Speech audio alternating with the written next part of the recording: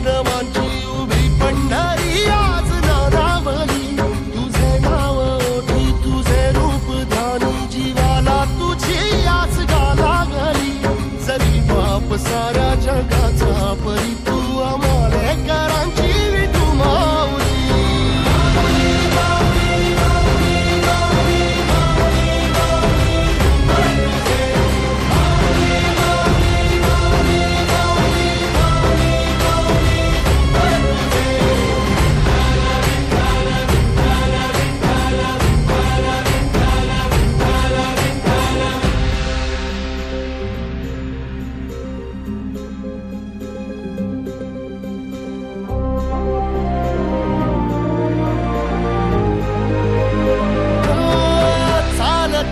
तुझी वाट रात्रंदिनी घेतला